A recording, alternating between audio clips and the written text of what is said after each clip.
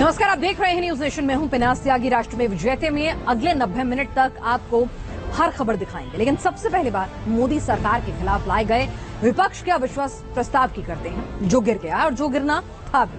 प्रस्ताव पर फैसले से ठीक पहले प्रधानमंत्री नरेंद्र मोदी बोलने आए और मोदी के भाषण का हर हिस्सा, हर बयान की तासीर जो थी वो राष्ट्र हित ही थी। प्रधानमंत्री मोदी के इस भाषण में सबसे ज्यादा अहम था भारत माता को लेकर प्रधानमंत्री का बयान, जिसमें उन्होंने भारत माता पर आपत्तिजनक टिप्पणी को राजनीति का सबसे बड़ा दुर्भाग्य करार दिया। यहां सदन में मां भारती के बारे में जो कहा गया है, उसने हर भारतीय की भावना को गहरी ठेस पहुंचाई।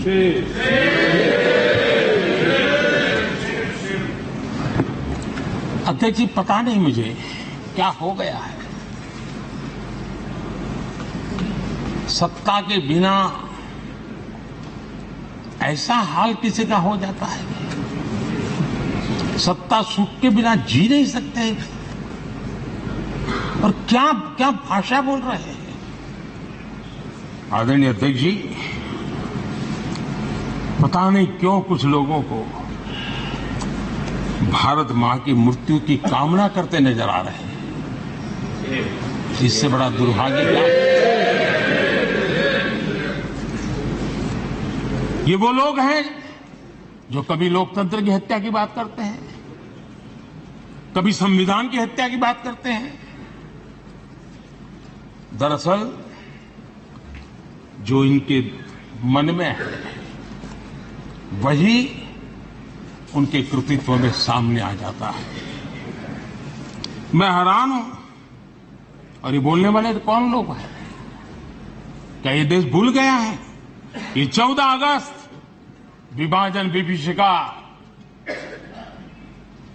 पीड़ादायक दिवस आज भी हमारे सामने उन चीख को लेकर के, उस दर्द को लेकर के आता है। ये वो लोग जिन्होंने मां भारती के 3-3 टुकड़े कर दिए। जब मां भारती की गुलामी की जंजीरों से मुक्त कराना था, जब मां भारती की जंजीरों को तोड़ना था, बेड़ियों को काटना था, तब इन लोगों ने मां भारती की भुजाएं काट दी, मां भारती के 3-3 टुकड़े कर दिए। और ये लोग किस मुंह से ऐसा बोलने की हिम्मत करते हैं? आदरणीय अध्यक्ष जी, ये वो लोग हैं जिस वंदे मातरम गीत ने देश के लिए मर मिटने की प्रेरणा दी थी। हिंदुस्तान के हर कोने में वंदे मातरम चेतना का स्वर बन गया था। तुष्टीकरण की राजनीति के चलते उन्होंने मां भारती के ही टुकड़े किए, इतना नहीं, वंदे मातरम गीत के भी टुकड़े कर दिए लोगों ने। ये वो लोग हैं माननीय अध्यक्ष जी, जो भारत तेरे टुकड़े होंगे, ये गैंग, ये नारा लगाने वाले लोग, इनको बढ़ावा देने के लिए, उनका प्रोत्साहन करने के लिए पहुंच जाते हैं। भारत तेरे टुकड़े होंगे, उनको बढ़ावा दे रहे हैं। अविश्वास प्रस्ताव पर 3 दिन तक लगातार चर्चा होती रही। इस दौरान विपक्ष के नेताओं ने बार बार प्रधानमंत्री मोदी पर निशाना साधा। इन्हीं आरोपों और टिप्पणियों को पीएम मोदी ने करारा जवाब दिया और कहा कि विपक्ष को मिला है एक सीक्रेट वरदान। खुद प्रधानमंत्री की जुबानी सुनिए कि ये सीक्रेट वरदान की कहानी क्या है। और बहस होते हुए लोग मुझे दिन रात कोसते रहते हैं। उनकी ये फितरत है। और उनके लिए तो सबसे प्रिय नारा क्या है? मोदी तेरी कब्र खुदेगी। मोदी तेरी कब्र खुदेगी। मोदी तेरी कब्र खुदेगी। ये इनकी पसंदीदा नारा है। लेकिन मेरे लिए इनकी ये गालियां, ये अपशब्द, ये अलोकतांत्रिक भाषा, मैं उसका भी टॉनिक बना देता हूं।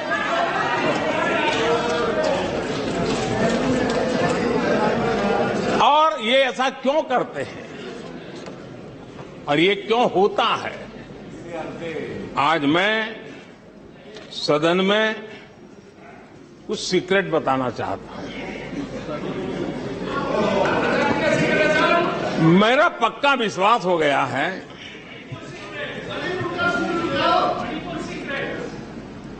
कि विपक्ष के लोगों को एक सीक्रेट वरदान मिला हुआ है। हाँ,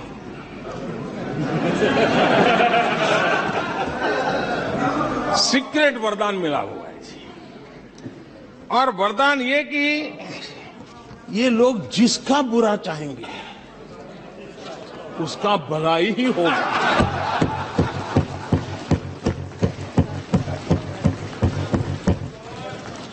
एक उदाहरण तो आप देखिए, मौजूद है। 20 साल हो गए, क्या कुछ नहीं हुआ, क्या कुछ नहीं किया गया, लेकिन भलाई होता गया।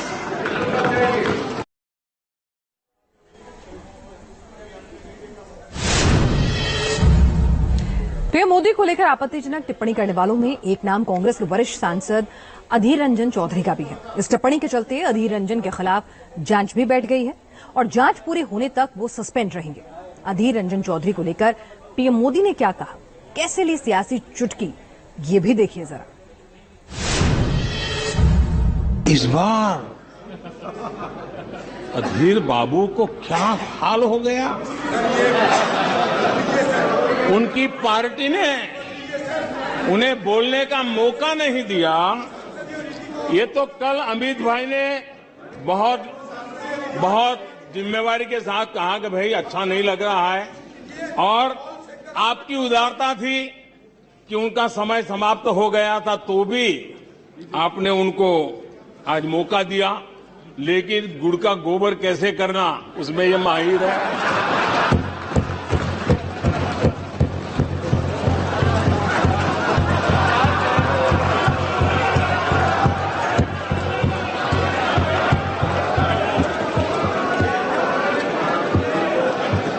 मैं नहीं जानता हूं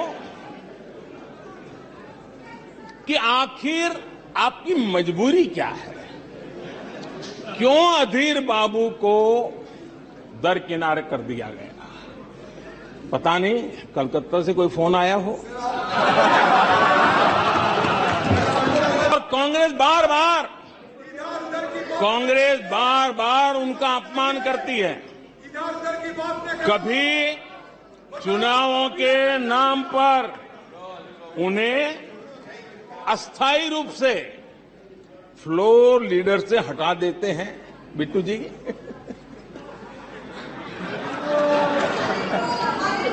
हम अधीर बाबू के प्रति अपनी पूरी संवेदना व्यक्त करते हैं।